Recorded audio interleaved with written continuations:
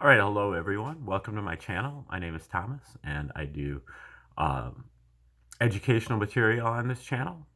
And today we are, I think, on about the 119th video of the reciprocal system of Dewey B. Larson that we're learning about. We just got done going through his work called Beyond Space and Time, his final book.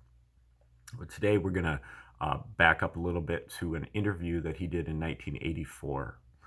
We started this off yesterday, but I think we're going to start it again today because we were missing a few of the biographical points and some of the finer points. I had was reading from a copy that only had the answers and not the questions, and so it was kind of losing context. And so we're going to try to kind of go back again and start from the top. Now, just recall the reciprocal system of theory is a theory of everything that was proposed by Dewey B. Larson back in the 20th century. And the basic idea is that we're talking in Larson's universe. Larson's universe is a universe of motion, not a universe of matter and not a universe of energy, but motion. Matter and energy are merely kinds of motion.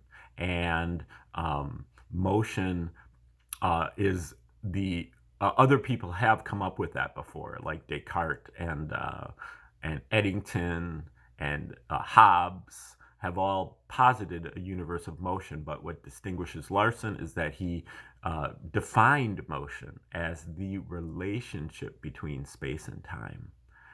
And that created a reciprocal relationship between space and time in motion. And so we're going to start with this 1984 interview. Larson at this time was already in his mid 80s and was to die about 6 years later. But he still cranked out a couple books in the meantime after this interview. But this interview is with a guy named Jan Sommer. And we'll start with his first question. I'd like to start out by asking a few biographical questions. Somewhere I've read that your family comes from Norway. Was it your parents or your grandparents who first came to this country? Larson? My parents were small when they came, infants, I guess. My grandparents came from Norway at the time when my mother was small, and my grandparents lived in North Dakota and Minnesota. And that's where I was born, North Dakota, and left there when I was about 7. And the whole family moved to Portland? Larson, oh no. They came west by stages. My father was a wanderer. He was never satisfied very long in one place. He could see the greener fields over on the other side. So he decided to move on to Idaho, a new country then, just settling the reclamation project, Twin Falls. And we lived there for a number of years. But then the grass grew greener even farther west, so we moved up to Boise and back again, and finally moved out to Oregon. Your father was a farmer at that time? Larson, well, he was never a farmer. He was a merchant. That was his business in North Dakota. He worked for some other merchant for a while and then went into business by himself. Then when he went to Idaho, the idea was to run a store in town, and the farm on the farm on the side. So my mother did most of the farming. Then we moved out to Oregon. They bought a property in Wilsonville, which is some 25 miles south of Portland, and farmed that. Being a farmer did not sit very well with my dad, so before very long we moved to Portland. You went to high school in Portland? I started high school in Idaho. I spent 1 year there and 1 year in Buell, which is in Falls Country. So I had 2 years under my belt when we left Idaho, but when we moved on to Wilsonville, there was no school within 10 miles, and there was no particularly good way of getting there. So I didn't go back to school then. I was out for 3 years with really no intention of ever going back. But I don't know, some bug hit me at one time, I guess. I was working for my father at the store out there, and then I just quit and took 2 weeks vacation down at the shore and went back to school. Now, just remember, Larson was born in 1898, so He's talking about the teens, the 19 teens here at this point. I had quite a time in mathematics when I came back. I showed a remarkable development in the first few months. When the first report card came out, I got a D in mathematics. By the time the Christmas vacations came, I was up to a B and still moving. The instructor figured that he had done a remarkably good job in teaching me, a fellow who didn't know anything about the stuff. Well, he happened to mention that progress to my old high school teacher from Boise, and she says to him, "You haven't done anything. He was one of our star pupils in Boise." And she checked up to see what the trouble was, and it seemed I was taking third term algebra and I hadn't taken second term algebra. Question: did you like mathematics in school? Larson: well, I think I could have turned out to be a pretty good mathematician if I had gone ahead with that. One of the ways I was able to get through college in 3 years was that I got credit for all of my freshman mathematics without doing anything. I went in and talked to the mathematics instructor and told him that I didn't see any reason for taking freshman year mathematics. So after pondering it for a while, he made a deal with me that if I made an A in calculus, he would credit me with the freshman mathematics. That gave me a year's work in maths free of charge, which helped me out quite a lot. I didn't pursue mathematics afterwards because I didn't have time to take a lot of the maths courses in college, and there was really no reason for doing it after I got out. The fact that I'm steering the theory away from mathematics now is not because, as some might think, I have a dislike for the subject, but simply because I found out that you can't get what I was after by that route. Question: what were your other interests in high school and in college? Was it science from the beginning? Were you interested in physics and chemistry from the start? Larson: no, I wouldn't say that. Even now, if I had to classify myself, I don't know that I would necessarily classify myself as a scientist. What was your major? I graduated in mining engineering, not because I had any intention of doing mining, but because I only had enough money to get by for 3 years. Engineering gave me the subject matter that I wanted and made it possible for me to get through in 3 years. Besides, I wasn't too well satisfied with any particular course that was being given at that time. All I really wanted was something of the kind they now call general engineering. They didn't have that in my day. It's more or less a mechanical engineering course with more attention to such things as chemistry than you would get in mechanical engineering or civil engineering. But when I did, I set up the kind of a course I wanted, and then I checked around to see where I could get it approved. It was the dean of the School of Mines who gave me the best proposition. He was willing to take one of the courses and make substitutions on through which would give me what I wanted and still be able to graduate in his school. I was very pleased with the professors I had generally. Question: what was the name of the school? Larson: Oregon State. In my day, they didn't emphasize the scholastic achievements in the way that they do now. One time, I got some kind of senior class honor. Linus Pauling and I shared it in the engineering schools, and I don't think it mattered any more to him than it did to me. The B grades I got were not necessary. I only got them when there was some good reason for it other than scholastic. Most of them were in physical education, mainly on the basis of attendance. I disliked the business, so I skipped when I could. I thought one time I found a good way of getting 10 credits without work. When I heard that they gave you 10 credits just for running around with the cross-country team, well, I ran around with them one time and finally made it in. I guess an hour or two late, but I decided that that wasn't the way I was looking for. Maybe I didn't end up with so much respect for authority as I would have had in some other place. Well, I don't know. I've always been somewhat of a rebel. Question, after you graduated, came the job with the mining company? Larson, I was out doing some surveying first, but as soon as it began to rain, well, I wanted a roof over my head. So I decided I'd grab anything that came along temporarily and look for something better later, and got this job that served the purpose at the time. Actually, one didn't quit a job as readily in those days as you do it now. Question, but the 20s were still a good time economically. Larson, oh yes. It wasn't until the beginning of the 30s that we ran into trouble. As a matter of fact, the stock market crash was in the fall of 29, and it took a year and a half to hit our company. But when it did hit, it hit with a bang.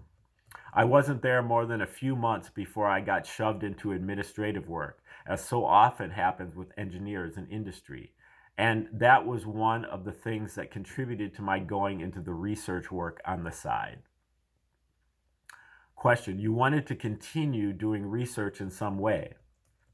Larson, I didn't want to lose all touch. Later, I got back into the engineering department of the company as chief engineer, and it was just as well that I hadn't lost touch. But the other stuff just grew. Question, what was the actual problem that you started to tackle? Was that the problem of the interatomic distances? And the interatomic distance is basically when atoms pack together, how far apart are they? Every atom has a specific, unique interatomic distance. So what was the actual problem that you started to tackle? Was that the problem of the interatomic distances? Larson, as I sort of expressed it to myself, I wanted to tackle some particular area I had been piddling around with little items here and there, and then I decided I wanted to tackle something specific of the rather first order of magnitude, so that if I did hit something, it would be worthwhile. So I thought I would tackle something I knew had an answer, or felt certainly had an answer, and yet nobody had gotten it. That was the idea of a method of calculating physical properties from the chemical composition. I worked on the problem for a great many years, and it was only when that steered me into having to look into the fundamentals to answer the problems I was having that I got into the idea of changing the fundamental basis of physics. Question, so you actually started your research in the 20s, right after graduating from college? Larson, well, all these things kind of start gradually. After all, if the instant money had been available when I went to college, all these grants and everything that you can get now, I undoubtedly would have gone into research work, and I wouldn't have done this because I would have gone along the conventional lines too far to get away from them. But I had to do something with which I could earn a living right away. When I began to work for the company, I got into a situation there that increased my interest in doing research. Which company was that? Larson, it was the gas utility in Portland that's now known as the Northwest Natural Gas Company. But that company used the services of the faculty at Oregon State University quite extensively for research purposes. We would turn a problem over to them and we'd get back a report. Question, these were engineering problems? Larson, our company was engaged not only in distributing gas, we were also a chemical manufacturer and had quite an extensive chemical business. We sold most of our benzene to New Jersey, shipped it in tank cars clear across the continent. So we had quite a wide range of research interests and utilized consulting engineers from time to time, including these fellows that were at Oregon State. And for some reason or another, I got mixed up with the job of reviewing these reports. When you get a report from a consultant, that doesn't end it. The company then has to decide whether they're going to believe these people and act on the basis of that report. I was one of those who got assigned the job of reviewing them from the company standpoint. Now, on a number of occasions, I took exception to the report on the grounds of some point that, in my opinion, was wrong, which they had taken from the textbooks. In other words, the textbooks were wrong. In those cases, usually we had them send it back and have them review that point, as they found that the textbooks were largely wrong. As an example of the big problems in the gas distribution business is leakage. And one of the problems is how far we can go in doing certain kinds of maintenance work or leakage prevention work from an economic standpoint. A question came up one time in connection with that as to the feasibility of certain work. And it depended largely on the amount of change that would occur in the leakage with the change in pressure. So our consultants gave us a report on the economics of this thing, and they figured the change in leakage due to pressure by the ordinary orifice flow formula, in which the flow varies as the square root of the pressure. So I got that, and it struck me that that doesn't agree with our experience at all. And so I ran some tests and tackled the thing mathematically, but by looking at it in a little different way, instead of regarding this as a flow through an orifice, I recognized the fact that the pipe was buried, so that you actually don't have one orifice. You're flowing through a whole series of orifices before you get up to the ground and get it out into the open air. So then I merely took that same formula and integrated it over a series of concentric orifices. And then it comes out to a direct proportion of the pressure instead of the square root. Once we got back to check it with the faculty, they agreed with that. But that's the kind of thing that led me to believe that we have a lot of errors in our textbooks. Question: it seems like the wrong application of a correct formula. It, well, it was in a way, but it's a little more than that. It's a question of a wrong view of a problem. They looked at it as a matter of a flow through an orifice. And actually, when you study the thing, it's not a flow through an orifice. It's a flow through a series of orifices. Now, that's exactly the same thing that we're doing here with a lot of the problems when we're applying the observations of the reciprocal system of theory. We are not changing the mathematics or the physical equations. We're changing the view of the problem. So then I finally decided to go at this idea of figuring out that this molecule was structured with such and such atoms in such and such a way in order to have such and such properties. Question: so you began this as a this project only after you began to work for this company? Larson: oh yes, quite a few years after that. That would have been around 1925, say?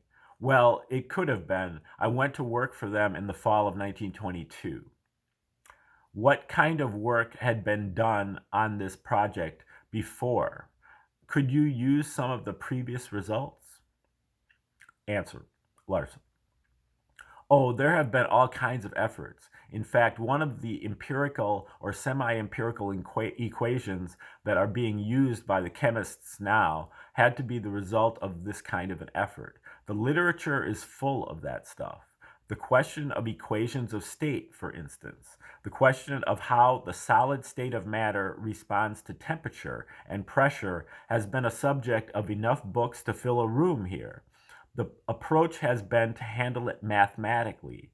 They've tried to arrive at certain constants and then to derive equations whereby they can assign these constants to the individual substances and then go into their equations to get their properties under different conditions. And the number of adjustable constants has grown to rather absurd proportions in some cases. The Benedict-Webb-Rubin equation of state, for instance, has something like 7 or 8 of these adjustable constants, which means that when you've got it, you still haven't really answers because you don't know what these constants mean and what constants to apply to what substances. You've got to go out and check that in the field every time. You just have to try each one. It's a curve setting process, actually. You try to draw an equation which you can adjust here and there to the point that you can assign these constants and come up with the answers. As a matter of fact, the quantum theory is on the whole very much the same thing. These quantum numbers are the same kind of adjustable constants that they're putting in the equations of state. What I wanted to do is what we have done now, at least part way. That is what I was illustrating in putting my periodic table vertically instead of horizontally, so that each element gets a set of numbers not taken out of thin air or determined from experiment or anything like that, but from pure theory. And to the extent that we have arrived at equations such as that for the interatomic distance, they are theoretically explained rather than being, as Feynman said, merely quantitative.